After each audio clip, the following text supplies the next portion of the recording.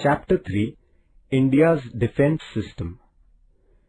In the last chapter, we studied the features of India's foreign policy.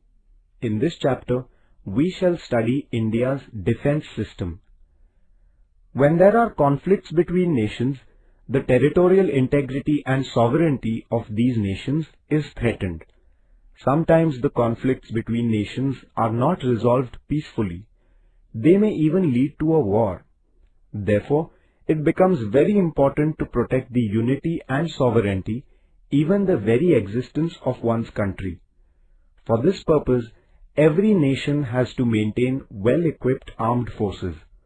The paramilitary forces also have to be kept ready to complement the armed forces. It is imperative that the machinery that takes care of the country's defense must be modern and up-to-date. These measures constitute the national defense. The protection of a country is the responsibility of its government, and it is the responsibility of the citizens to participate in it. If the defense system of a country is strong, it provides a conducive atmosphere for the development of the country. The nature of India's defense system. The Indian defense system includes the armed forces and other organizations related to defense. The Indian military consists of the Army, Navy and Air Force. The headquarters of each of these three forces are in New Delhi. The President of India is the head of the Indian Armed Forces. He or she is the Commander-in-Chief of all the three forces, namely the Army, the Navy and the Air Force. The Prime Minister decides the defense policy in consultation with the Cabinet. Since defense as a subject falls in the Union list, the Union government has the authority to take decisions regarding security issues. The Ministry of Defense of the Union government carries out all functions relating to the security of the nation. The head of this ministry is known as the Defense Minister. The Political Affairs Committee, Committee on National Security and the National Security Council are three bodies that help the government in taking decisions about defense. Army. The main function of the Army is to protect the land borders of India. The Army consists of the infantry, artillery, armored corps, etc. The Chief of Army Staff is known as the General. Navy. India has a coastline of about 7,517 kilometers. The responsibility of protecting these oceanic borders lies with Indian Navy. The Chief of Naval Staff is known as the Admiral. Air Force. The Air Force has the responsibility of protecting India's airspace. The Chief of Air Staff is known as the Air Chief Marshal. The chiefs of the three forces are appointed by the President. Training institutes. In order to strengthen and reinforce India's defense system, officers and soldiers are given training.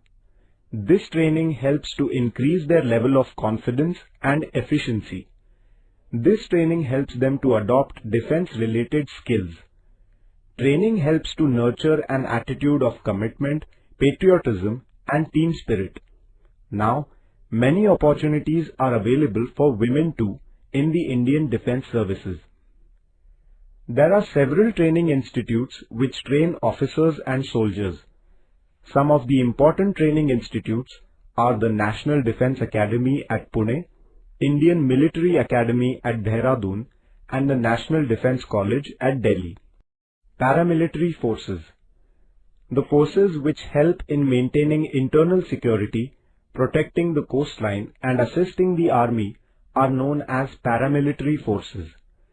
These include the Border Security Force (BSF), Coast Guard, Central Reserve Police Force (CRPF), Rapid Action Force (RAF), etc.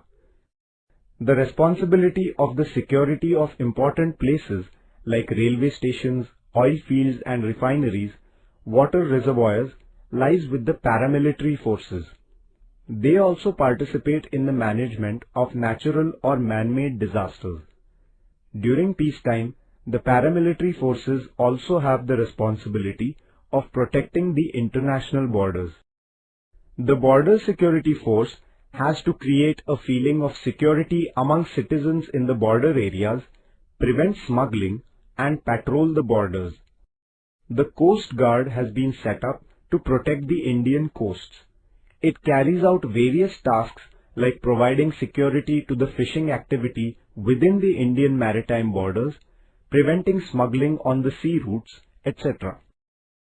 The Central Reserve Police Force helps the administration in different states in maintaining law and order. Whenever there is a threat to the nation due to bomb blasts, strikes, etc., the Rapid Action Force quickly moves in and brings normalcy to the lives of the people. The National Cadet Corps has been instituted to imbibe discipline and motivation for military training among the students in the country. Boys and girls from schools and colleges can join the NCC. Home Guards. The Home Guards organization was raised in the pre-independence period. Citizens can join the Home Guards to assist in the defense of the nation.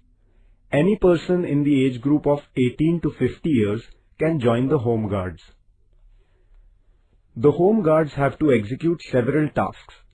They join hands with the police in maintaining public security, providing essential services like supply of milk and water during riots or strikes, regulating traffic, helping people during natural calamities like earthquakes, floods, etc.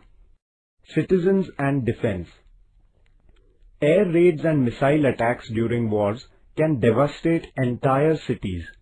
Transport routes, bridges and dams are destroyed. As a result, civic life is disrupted. At such times, citizens should not panic. In fact, they should not let such situations affect their morale, because their morale and cooperation have a direct bearing on the might of the armed forces. Citizens can play a great role in national defense by supporting the forces. National security is our prime duty. Citizens can shoulder a great responsibility during emergencies if they have some training in civil defense and first aid. Citizens must have elementary information about what precautionary measures are needed during times of emergency. In such situations, malpractices like black marketing, hoarding and smuggling gain strength. There are instances of vandalism and thefts. Citizens must firmly stand up to them at such times. If they cooperate in this way, the security of the country can remain intact. The security of the nation is dependent on the courage and strength of the armed forces and the cooperation and support of the citizens. Citizens must always bear this in mind. The challenges before India's security. In the post-independence period, external forces tried to threaten India's security. There were instances of war between India and Pakistan in 1947-48, 1965, 1971 and 1998. In 1962, China had attacked India. Even today, there are many disputes between India and Pakistan. For example, the Kashmir issue, water sharing dispute, the problem of infiltration, etc. The border dispute with China is a challenge to India's security. In spite of all this, India has always taken the lead in resolving her disputes with the neighboring countries through peaceful means. Today, the biggest challenge before India's security is terrorism, and our country has been trying to wipe out terrorism.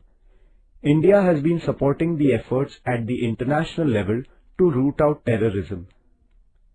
There is linguistic, religious and regional diversity in India, but we have preserved our unity within this diversity. We must protect and nurture this unity. As a citizen, it is our duty to ensure that while protecting our religious and regional identity, there will be no threat to the unity and integrity of the country.